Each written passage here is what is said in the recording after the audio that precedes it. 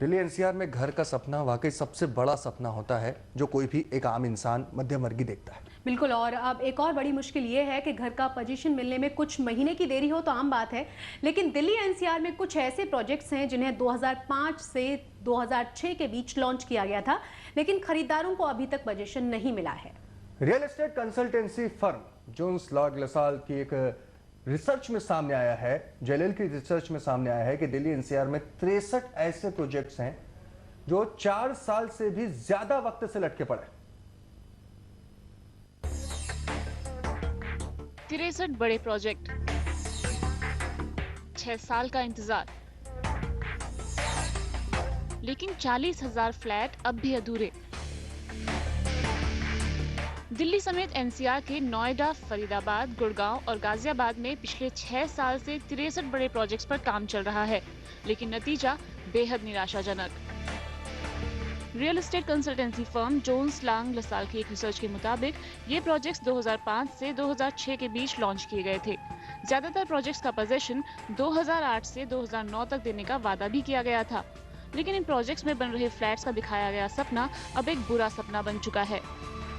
देखिए, ये रिसर्च हमने किया था कि जो प्रोजेक्ट्स जो 2005-2006 में जो डेवलपर्स ने अनाउंस किया था उसकी स्टेटस क्या है आज के दिन में, एंड उससे क्या इम्पैक्ट हुई है डेवलपर्स को या एंड कंज्यूमर को, तो उसको देखने का हमने कोशिश किया था कि हमने कुछ प्रोजेक्ट्स जो है हमने सैंपल लेके उसके ऊपर हमने फाइंडिंग्स निकाला था, and out of these projects हमको एनसीआर रीजन में अराउंड जो 2005 और 2006 में जो अनाउंस किया था करीब 63 प्रोजेक्ट्स मेरे ख्याल से आज भी जो बनी नहीं है हमने। इन अधूरे 63 प्रोजेक्ट में पार्सवनाथ डेवलपर्स के 6 प्रोजेक्ट, ओमेक्स के 4, डीएलएफ के 3 प्रोजेक्ट, रहेजा डेवलपर्स के 3, जायन प्रमोटर्स एंड डेवलपर्स के 3, बीपीटीपी के 2, नीतिश्री इंफ्रास्ट्रक्चर के 2 और त्रिवेणी ग्रुप के 2 प्रोजेक्ट शामिल हैं। इनके अलावा इस लिस्ट में एसोटेक का सेलेस्टे टावर और एम्बियंस ग्रुप के कैट्रियोना जैसे अल्ट्रा लग्जरी प्रोजेक्ट भी शामिल हैं। इन डेवलपर्स के अलावा इस फहरिस्त में और भी ऐसी कई छोटी बड़ी कंपनियों के नाम हैं जिन्होंने बिना कुछ सोचे समझे रियल एस्टेट के बड़े बाजार में पैर तो पसार लिए, लेकिन अपने वादे पर खरी नहीं उतर पाई। हम लोगों का ये मानना है कि अगर कोई भी डेवलपर अपना प्रोजेक्ट जब लॉन्च करता है सारे डिफ़िकल्टीज ज़रूर आती है, बट उसको जो है कोई भी अपना नया प्रोजेक्ट जब भी लॉन्च करें उनको दिक्कत आने की संभावना है। रिसर्च के मुताबिक पोजीशन में होने वाली देरी के पीछे प्रोजेक्ट को पूरा करने के लिए पैसे की कमी, नाकाम प्रबंधन, मटेरियल मिलने में देरी, जमीन अधिग्रहण से जुड़े मुद्दे और बिना तैयारी और जल्दबाजी में किए गए लॉन्च मुख्य कारण हैं। जो है देखिए, हम सारे डेवलपर के ऊपर हम ब्लेम नहीं कर सकते हैं। एक तो जो है बैंकों की जिस तरह से उनको जो क्रेडिट मिलती थी उसके ऊपर बहुत सारे टफ रेगुलेशंस आ गई है। उसके बावजूद आजकल जो है लेबरर्स मिलना बहुत मुश्किल हो गई है। जब से नरेगा का जो स्कीम हुई है तो आपको लेबर जो मिलती है वो बहुत कमी हो गई है, प्लस जो जिस कॉस्ट में जो मिलती थी वो भी बढ़ गई है। हालांकि अब इन डेवलपर्स का कहना है कि 2012 यानी मौजूदा साल में इन प्रोजेक्ट्स का पोजीशन दे दिया जाएगा। देरी से चल रहे इन प्रोजेक्ट्स में डेवलपर्स का तो काफी पैसा लगा ही है, साथ ही उन लोगों की मेहनत की कमाई भी लगी है जिन्होंने इनमें आशियाने का सपना देखा था, लेकिन बदले में मिला उन्हें दोगुने से भी ज्यादा लंबे वक्त का इंतजार। कैमरा पर्सन आलोक दास के साथ ऋचा रावत, दिल्ली आज तक। ऋचा रावत हमारे संवाददाता इस वक्त ऑनलाइन के जरिए जुड़े हैं। ऋचा, एक बहुत महत्वपूर्ण बात है क्योंकि जब 63 प्रोजेक्ट की हम बात करते हैं, क्या इनमें नोएडा एक्सटेंशन के प्रोजेक्ट्स भी शुमार है? भुवनेश, अभी फिलहाल जो रिसर्च की गई है ये नोएडा एक्सटेंशन को अलग रखकर की गई है।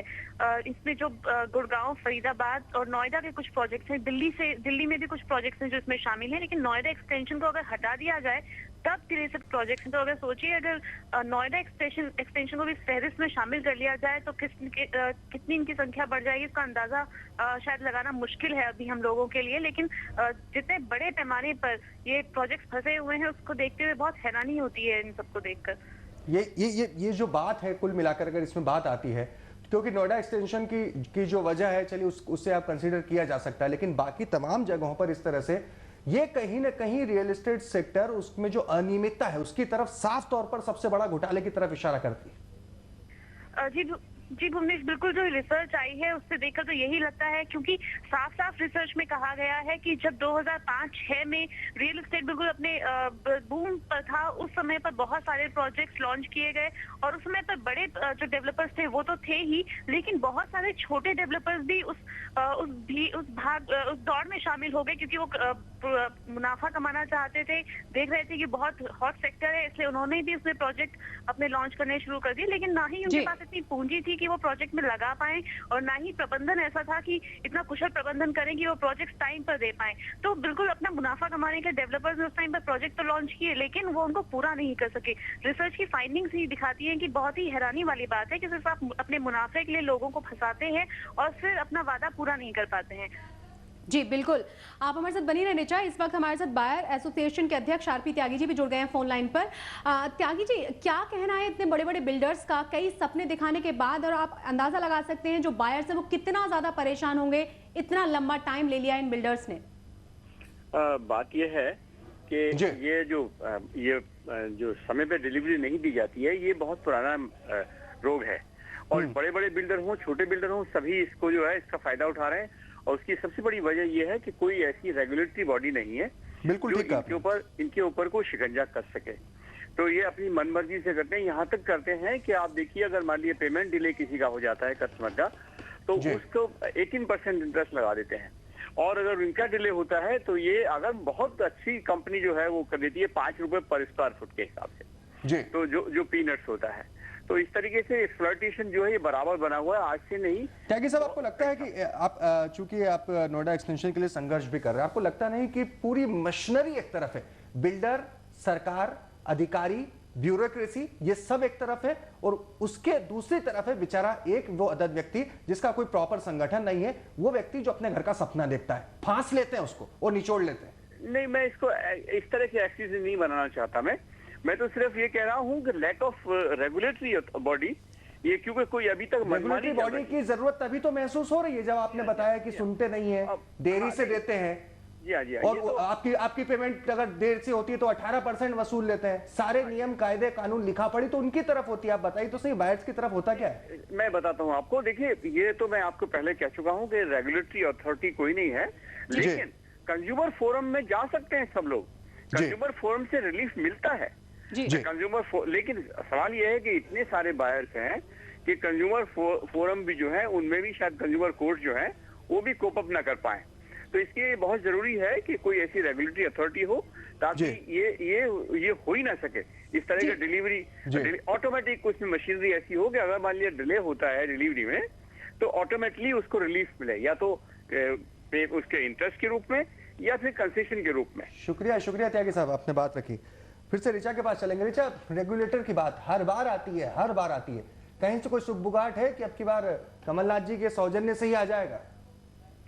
जी बिल्कुल भुवनेश, रेगुलेटर की हमेशा बात आती है, और जब भी बायर्स की ऐसी कोई चिंताएं प्रकट होती हैं कि उनको टाइम पर पोजीशन नहीं मिल रहा है या फिर कोई धोखा होता है, तो रेगुलेटर की बात बहुत जोरों शोरों से की जाती है। यहाँ तक कि जो रियल एस्टेट फेडरेशंस हैं वो भी कहती हैं कि एक रियल एस्टेट रेगुलेटर होना चाहिए, लेकिन अभी तक ऐसी कोई भी चीज सामने नहीं आ रही है। जो रियल एस्टेट बिल लाने की बात की जा रही है उसमें कहा जा रहा है कि शायद रेगुलेटर आएगा, लेकिन अभी तक कुछ भी पुख्ता नहीं देखा जाता। हर बार बजट से यही उम्मीद की जाती है कि शायद इसमें कुछ ऐसा रियल एस्टेट के लिए आए जिसमें रेगुलेटर हो। हालांकि जो डेवलपर्स इस बार भी उम्मीद कर रहा है, लेकिन अभी तक कोई ठोस को सामने नहीं आया। सुशील मलिक, प्रॉपर्टी एक्सपर्ट, हमारे साथ जुड़े हैं। सुशील, अगर देखें इसमें 63 प्रोजेक्ट, इसमें नोएडा एक्सटेंशन तो जोड़ा ही नहीं है, 63 प्रोजेक्ट है दिल्ली एनसीआर के, 40,000 फ्लैट अभी तक सपना देख रहा है। क्या ये लगता नहीं कि रियल एस्टेट का सबसे बड़ा गोरख धंधा है जो दिल्ली एनसीआर में हो रहा है? देखिए, मुझे इसके अंदर लगता है कि जैसे कि पहले भी कई बार डिस्कशन हुआ है कि जो जब तक जैसे कि सेबी जैसी कोई रेगुलेटरी जब तक रियल एस्टेट के ऊपर नहीं आएगी, तब तक उन आम आदमियों के लिए जो अफोर्डेबल हाउसिंग का सपना देखते हैं वही लोग एनसीआर में जाते हैं। उनके साथ एक धोखाधड़ी और विश्वासघात हो ही रहा है, क्योंकि डेवलपर 11 साल से अपने प्रोजेक्ट पूरे नहीं कर पाए हैं।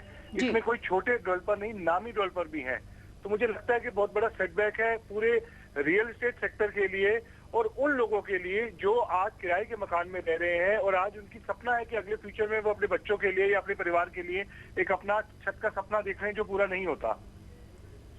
जी, लेकिन बहुत ज़्यादा मुश्किल सुशील जी ये हो जाती है कि बायर्स बहुत ज़्यादा परेशान हो जाते हैं और लगातार फ्लैट्स की जो कीमत है वो बढ़ती जाती है। तो क्या बायर्स के पास कोई ऑप्शन नहीं है जो इस इतनी बड़ी समस्या से उन्हें निजात मिल सके? क्योंकि अगर हम पूरे एनसीआर की बात करें कि जहां तक डेवलपर की बात है, गवर्नमेंट का कोई रोल नहीं है। दिल्ली के अंदर एक एजेंसी है डीडीए जो लैंड को प्रोवाइड करती है। इसके अलावा पूरे एनसीआर के अंदर बिल्डर खुद डेवलप करता है। तो ये बहुत ज्यादा परेशानी है। आपकी बात बिल्कुल ठीक है कि बायर्स के पास कोई ऑप्शन नहीं है कि उन्हें एक्स्ट्रा प्राइस भी पे करना पड़ता है और उन्हें पोजीशन भी नहीं मिल पाता।